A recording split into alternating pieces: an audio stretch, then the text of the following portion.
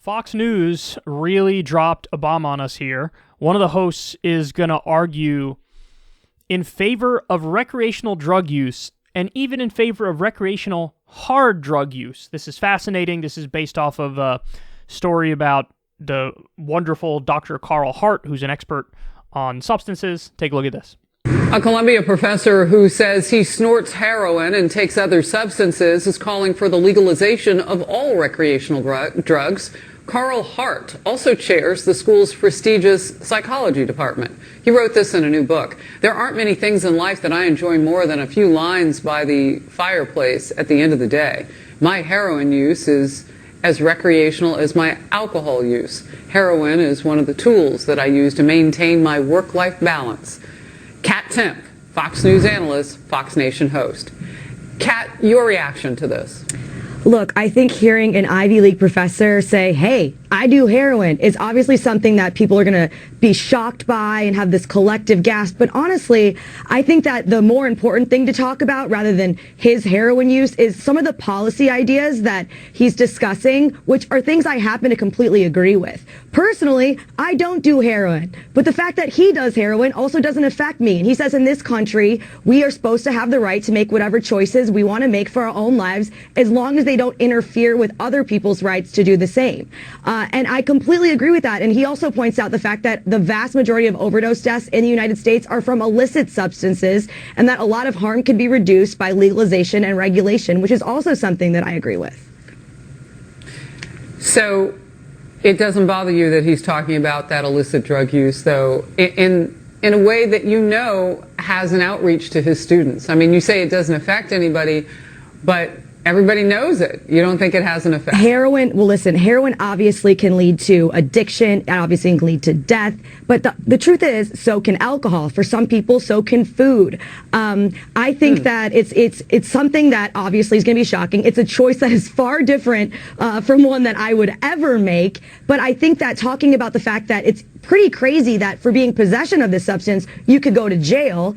That, I think, is something we should be talking about. And I think we should be trying to not focus so much on the shock value of what he's saying and more on some of the policies that he's proposing, which I think, as a libertarian, as someone who believes in small government, are certainly things we should consider.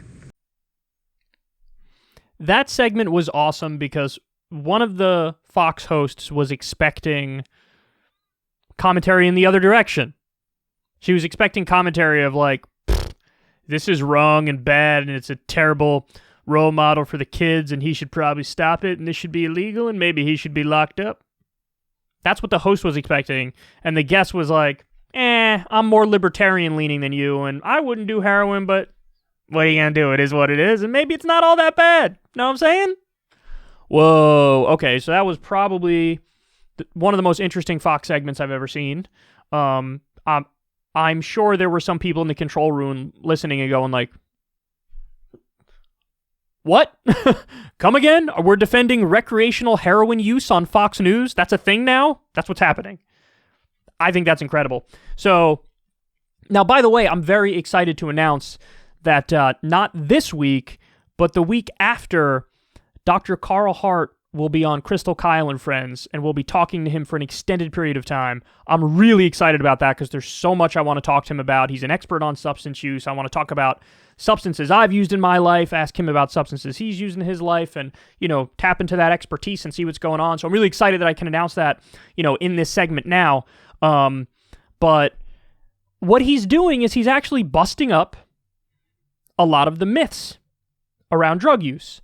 So he's an Ivy League professor. This is a brilliant person. This is a genius.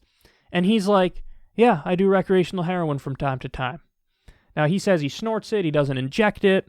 But he, I think he said like by the fire at night, like I'll do it and read a book or something, or I'll do it and just relax. And, again, what this shows is in the same way that people can recreationally drink alcohol, and the overwhelming majority of people are okay with doing that, you can do that with other substances too. Now, that's not to say that there's, not varying degrees of how addictive they are and how good for you and bad for you they are. I think there's a spectrum on all that stuff.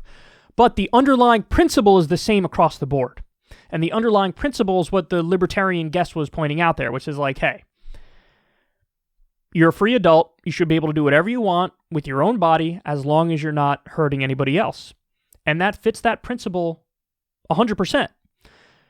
And the most important point is overdose deaths are way more often linked to illegal substances on the black market that are cut with all sorts of bullshit. So the problem is because the drugs are illegal, there are more deaths associated with the drugs. If the drugs were legal, taxed, and regulated, you wouldn't have nearly as many deaths. I mean, it used to be the case you can go to like a pharmacy and pick up some heroin or morphine because it's fundamentally like the same substance. You used to be able to do that. You used to be able to just go to the pharmacy and just get some heroin. There used to be opium dens across this country. And when you look at the history of it, it's actually tied to racial resentment as to why the opium dens were eventually banned. Because you had white people thought that their daughters would go hang out with the Asian folks at the opium dens, and so they wanted to ban it and criminalize that sort of lifestyle to protect what they viewed as, their daughters and their property.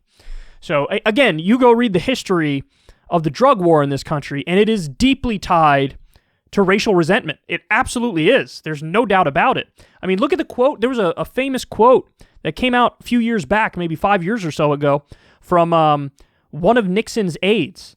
And they admitted it. They admitted it behind the scenes, like, yeah, the reason why we're doing the drug war is that we got to criminalize the lifestyle. We got to criminalize the black lifestyle and the hippie white lifestyle because these aren't our voters. These aren't the people who support us. So what if we criminalize that lifestyle and lock up as many of them as we can?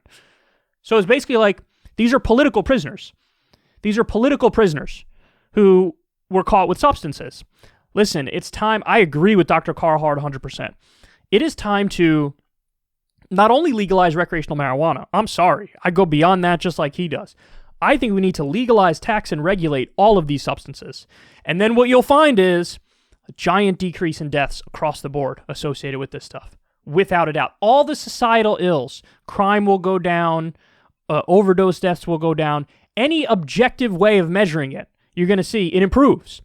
The other thing he talks about is, in some places around the world, if you have drugs and you fear like it might be tainted, you could actually go for free to check how pure your drug is. And that alone would also decrease overdose deaths because, again, most of the overdose deaths are because the drugs are bought on the black market and they're cut with all sorts of dangerous bullshit.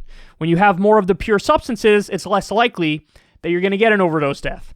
One of the things that's been a problem recently is heroin cut with fentanyl. Fentanyl is way more powerful than heroin. So if you're doing what somebody would view as their normal dose of heroin and it has the fentanyl in it, they could die. In fact, there's speculation that might be how Philip Seymour Hoffman died. But again, the solution is what? The solution is let's have it so people could check the potency of it and how pure it is. And that alone would also decrease the overdose deaths. So there's a lot of solutions on this stuff that's counterintuitive. People will hear that and say, you're incentivizing the drug use, or it's bad for reason X, Y, or Z. You're really not. The drug use exists. It's going to exist no matter what. Do you want to make it more dangerous or less dangerous? That's the question. And also, not many people will concede the point that Dr. Carl Hart is most convinced on, and he's correct about this, which is there are people who recreationally do even hard drugs. I mean, I remember my friend's father is a doctor, and he traveled one time to Europe, and he gave a talk about one of the fields of medicine that he's an expert in, and there were, I think it was French doctors who came up to him after and casually floated, "Would you like to come and do some heroin with us?" And he was like, "What?" That's not something you hear every day, right? So this guy was floored by it, but he was telling us the story years later because he was like, yeah, I mean, there's just a totally different attitude towards all these different substances in different countries. And, in a weird way, if you think about it, the United States in many ways is a hyper-individualistic society obsessed with freedom. But in this narrow way, the culture is the exact opposite, and it's very draconian and authoritarian and punitive, and it's time to change that and roll that back, and nothing but credit to Dr. Carl Hart, an Ivy League professor, a man who's a genius, who's busting up all these myths, and really explaining that the problem, it has a hell of a lot more to do with socioeconomics, class, race, criminal justice system. Like, there's a lot of other problems that make it are masked as a drug problem, right? So this is a field where he's brilliant. It's amazing now we just watched a segment on Fox News where somebody was advocating for recreational heroin use.